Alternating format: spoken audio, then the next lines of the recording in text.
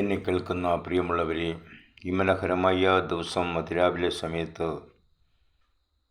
എൻ്റെ പ്രിയ പ്രേക്ഷകരുടെ അടുത്ത് കടന്നു വരുവാനും നിങ്ങളുമായിട്ട് അല്പം സമ്പാദിക്കുവാനും സർവശക്തനായ ദൈവം കൃപ നൽകിയതിന് സ്തുതിസ്തോത്രങ്ങൾ അർപ്പിച്ചുകൊണ്ട് ഞാൻ എൻ്റെ ചെറിയ കർത്തവ്യത്തിലേക്ക് കടന്നുകൊള്ളട്ടെ.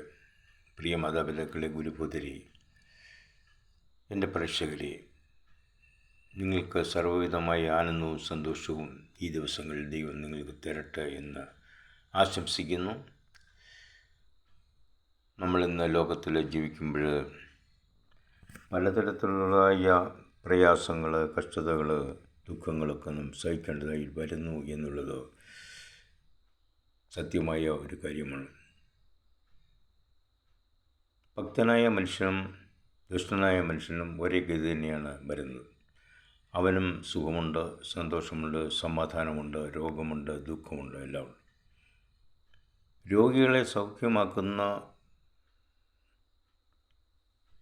ഈശ്വരവിശ്വാസികൾ, രോഗികളെ സൗഖ്യ ദുഷ്ടന്മാർ, അവർക്കുമുണ്ട് ഇതേ തരത്തിലുള്ള എല്ലാ അനുഭവങ്ങളിലൂടെയും കടന്നു പോകേണ്ടതായിട്ടുള്ളൂ. നാം മനസ്സിലാക്കണം, ഈ ലോകത്ത് ജീവിക്കുന്ന മനുഷ്യനായി ജനിച്ച സകലതിനും,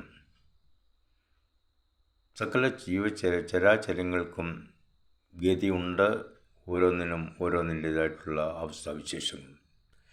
ഇവിടെ നാം മനസ്സിലാക്കേണ്ട ഒരു മകൾ കാര്യം, ഉദാഹരണം, ഞാനൊരു ഭക്തനായ മനുഷ്യനാണ്. ഞാൻ ഏറ്റവും നല്ല നീതിയിൽ, സുബോധത്തിൽ കഴിഞ്ഞുകൂടുന്ന ഒരു മനുഷ്യനാണ്. ജനനന്മ മാത്രം ലക്ഷ്യമാക്കി ജീവിക്കുന്ന മനുഷ്യനാണ്.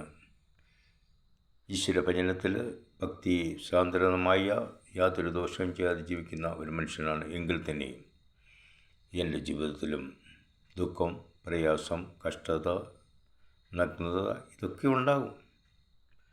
എന്നാൽ ഇതൊന്നുമില്ലാത്ത ഒരു മനുഷ്യൻ ലോകപ്രകാരം ഈശ്വര ചിന്തയില്ലാതെ തന്നിഷ്ടമായി വെറുക്കൂത്തുകളിലും ചൈനമോഹങ്ങളിലും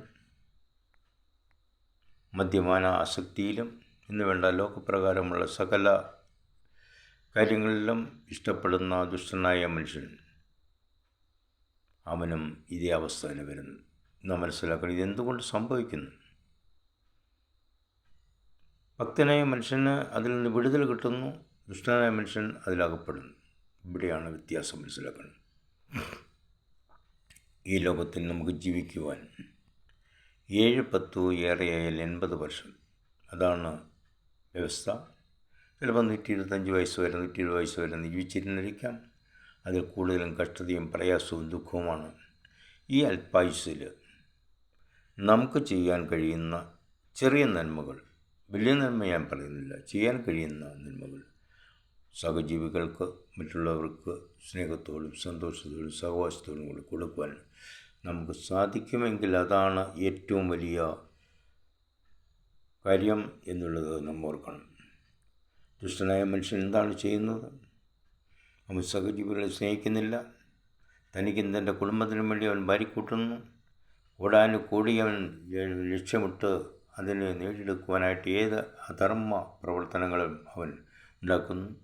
കൗശല വിദ്യകൾ, കൗശല സംസാരങ്ങൾക്ക് സംസാരിച്ച് മറ്റുള്ളവൻ്റെ പോക്കറ്റിലെ പൈസ അവൻ്റെ പോക്കറ്റിലാക്കുന്ന ഒരു വ്യവസ്ഥയിൽ ഈ മനുഷ്യന് എത്ര നേടിയെടുത്താലും അവസാനം ദുഃഖവും പ്രയാസവും കഷ്ടതയായിരിക്കും അവൻ്റെ ജീവിതത്തിലുള്ളത്. അതുകൊണ്ട് എനിക്ക് പറയാനുള്ളത്, എനിക്ക് നിങ്ങളോട് പ്രഭാത സമയത്ത് സംസാരിക്കണം. നമുക്ക് കിട്ടുന്നതിൽ ചെറിയ തുക, ചെറിയ സംഭാവന അർഹതപ്പെട്ടവർക്ക് കൊടുക്കുക, അവരെ സഹായിക്കുക, അവരുടെ ഉന്നമനത്തിന് വേണ്ടി പ്രവർത്തിക്കുക. അതാണ് നമുക്ക് ആവശ്യം. അല്ല, കൊടുക്കുന്നില്ല എങ്കിൽ ദൈവക്രോധം, പ്രകൃതിയുടെ ക്ഷോഭം നിൻ്റെ മേലും നിൻ്റെ കുടുംബത്തിന് മേലും വരും എന്നുള്ള യാതൊരു സംശയമില്ലാത്തവൻ. കാരണം ഈ ലോകത്ത് ജീവിക്കുമ്പോൾ സഹജീവികളോട് സൗഹാർദ്ദമായി പെരുമാറാൻ കഴിയുന്നില്ല എങ്കിൽ, സഹോദരവർഗങ്ങൾ മനുഷ്യവർഗത്തോട് ആത്മാർത്ഥമായി ചെറിയ സഹകരണം സഹായിക്കാൻ കഴിയുന്നില്ല, നിന്നാൽ കഴിയുന്ന വാക്കില പ്രവൃത്തിയിൽ ഒക്കെ ചെയ്യാൻ സാധിക്കുന്നില്ല എങ്കിൽ അത് ദൈവകോപം ഉണ്ടാകും. നാം വിശ്വസിക്കുന്നതനുസരിച്ച് ഈശ്വരകോപം നമ്മുടെ ഭവനങ്ങളിലും ഉണ്ടാകും. അത് വരാതിരിക്കട്ടെ, അങ്ങനെ ഒരിക്കലും സംഭവിക്കാതിരിക്കട്ടെ എന്ന് പ്രാർത്ഥിക്കുന്നു. അതുപോലെ തന്നെ ദുഷ്ടനായ മനുഷ്യ, നീ എത്ര നേടിയെടുത്താലും, എത്ര പിടിച്ചു വലിച്ചാലും, എത്ര കൈക്കൂലി വാങ്ങിച്ചാലും, ഏതെല്ലാം തരത്തിലുള്ള നീചക്രപ്രവൃത്തികൾ ചെയ്ത് നീ വളരാൻ ഉദ്ദേശിച്ചാലും അത് അറ്റുപോകത്തേ ഉള്ളൂ. ജനം നിന്നെ പഴിക്കും. ജനത നിന്നോട് ക്രൂരമായി തന്നെ പെരുമാറും. പ്രകൃതി തന്നെയും ഈശ്വരനും അല്ലെ ദൈവം അല്ലെ സൃഷ്ടാവ് അല്ലെ അല്ലാഹു നിന്നോട് കണക്ക് ചോദിക്കും എന്നുള്ള യാതൊരു സംശയമില്ലാത്ത കാര്യമാണ്. അത് നന്മ ചെയ്താലും തിന്മ ചെയ്താലും രണ്ട് കൂട്ടർക്കും ഒരേ അവസ്ഥ തന്നെ വരുന്നു. പക്ഷെ നമുക്കവിടെ രക്ഷപ്പെടാനുള്ള ഒരു മാർഗം ഈശ്വര ചിന്ത. അതൊന്നേ മനുഷ്യന് ശാശ്വതമുള്ള ഈ ഉലകിൽ വരും ലോകത്തിലും ഉള്ള എന്നുള്ളത് ഞാൻ തറപ്പിച്ചുറപ്പിച്ച് പറയുന്നു. അതുകൊണ്ട് ഈ ലോകത്ത് ചെയ്യുമ്പോൾ കുറച്ച് മര്യാദയായി, കുറച്ച് വലിയ ആളായിട്ട് വേണമല്ല, കുറച്ച് മര്യാദ, പാവപ്പെട്ടവർ, നമുക്കർഹതപ്പെട്ടവർക്ക് നമുക്ക് കിട്ടുന്ന സാമ്പത്തികത്തിൽ അല്ലെങ്കിൽ നമുക്ക് കിട്ടുന്ന ഐശ്വര്യത്തിൽ നിന്ന് ഒരു ശകലം അവർക്കും നൽകി അവരെയും കൈപിടിച്ച് ഉയർത്തുവാനായിട്ട് നമുക്ക് പരിശ്രമിക്കാം. ചുറ്റുപാടിലെ എല്ലാവരെയും ഒരുപോലെ കാണാം. പ്രകൃതിയെ നമുക്ക് സ്നേഹിക്കാം. പ്രകൃതി ഈശ്വരൻ്റെ സൃഷ്ടിയാണ്. അതിനെ നമുക്ക് ആരാധിക്കാൻ ഞാൻ പറയുന്നില്ല, പക്ഷേ അതിനെ ബഹുമാനിക്കാം, അതിനെ സ്നേഹിക്കാം. ഈശ്വരനെ മാത്രമേ ആരാധിക്കാവൂ. അതാണ് നമ്മുടെ ലക്ഷ്യം. നന്മ ചെയ്യാം, നീതി പ്രവർത്തിക്കാം. അതിനുവേണ്ടി ഈശ്വരൻ നമ്മളെ കടാക്ഷിക്കണമെന്ന് അപേക്ഷിച്ചുകൊണ്ട് ഞാൻ എൻ്റെ വാക്ക് ഉപസംഹരിക്കുന്നു. നിങ്ങളെത്ര നേടിയെടുത്താലും അവസാനം നിങ്ങളുടെ കുടുംബം, നിങ്ങളുടെ വ്യക്തി ജീവിതങ്ങൾ, നിങ്ങളുടെ മക്കൾ, നിങ്ങളുടെ പ്രിയപ്പെട്ടവർ നിങ്ങളെ തള്ളിക്കളയും, അനാഥരായി വിടും. അന്ന് നിങ്ങൾ ചിന്തിച്ചാൽ യാതൊരു പ്രയോജനമില്ല.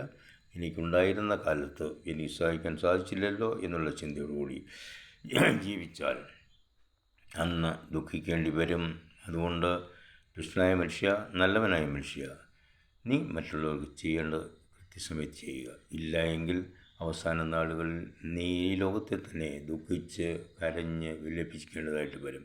ഇത്രയോ മനുഷ്യ ജീവിതങ്ങൾ നമ്മുടെ ജീവിതത്തിൽ നമുക്ക് കണ്ടുണ്ട്. ഇത്ര ഭക്തന്മാരുടെ ജീവിതങ്ങൾ നമ്മൾ ജീവിച്ചു. പാവപ്പെട്ടവനെ സഹായിക്കുവാൻ അനേക ജനങ്ങൾ നല്ല സാഹചര്യങ്ങൾ നിനക്ക് തന്നപ്പോൾ നീ അത് തള്ളിക്കളഞ്ഞ് അത് നിൻ്റെ കീശയിലാക്കി നിൻ്റെ കുടുംബത്തിന് വേണ്ടി, അത് നിനക്ക് വേണ്ടി ബാങ്ക് ബാലൻസുകൾ അല്ലെങ്കിൽ സ്ഥാപന ജംഗമ വസ്തുക്കൾ സമ്പാദിച്ചിട്ടുണ്ടെങ്കിൽ ദൈവക്രോധം നിന്നെയും നിൻ്റെ കുടുംബത്തിനെയും, ഭക്തനായ മനുഷ്യ നിൻ്റെയും നിൻ്റെ കുടുംബത്തിൻ്റെയും, ദുഷ്ടനായ മനുഷ്യ നിൻ്റെയും നിൻ്റെ കുടുംബത്തിലെയും ഉണ്ടാകും. അതിന് രക്ഷപ്പെടുവാൻ ഒരേ ഒരു മാർഗമുള്ളൂ. ഈശ്വരചിന്ത, നന്മ ചെയ്യുക, നീതി പ്രവർത്തിക്കുക, മറ്റുള്ള സഹായിക്കുക, ഈശ്വര വിശ്വസിച്ച് ജീവിക്കുക. Thank you very much. അങ്ങനെ ചെയ്തില്ല എങ്കിൽ ക്രോധം ഭക്തനായ മനുഷ്യൻ്റെ ജീവിതത്തിലുണ്ടാകും, ദുഷ്ടനായ മനുഷ്യൻ്റെ ജീവിതത്തിൽ ഒരുപോലെ ഉണ്ടാകും. യാതൊരു വ്യത്യാസവുമില്ല. അതുകൊണ്ട് ഇപ്പോഴാകുന്ന സുപ്രസാദകർ, ഇപ്പോഴേ രക്ഷാദിവസം. തിരിഞ്ഞ് നന്മ ചെയ്തുകൊണ്ട് നമുക്ക് ഈശ്വരനെ വിശ്വസിച്ച് ജീവിക്കാം, ദൈവത്തെ വിശ്വസിച്ച് ജീവിക്കാം. ദൈവം നിങ്ങളെ ഓരോരുത്തരെ അനുഗ്രഹിക്കട്ടെ എന്ന് പറഞ്ഞുകൊണ്ട് ഞാൻ എൻ്റെ വാക്ക് ഉപസംഹരിക്കുന്നു. എൻ്റെ പേര് ബേബി മലശ്ശേരി. ഞാൻ സാമൂഹ്യ പ്രവർത്തകൻ. Thank you very much.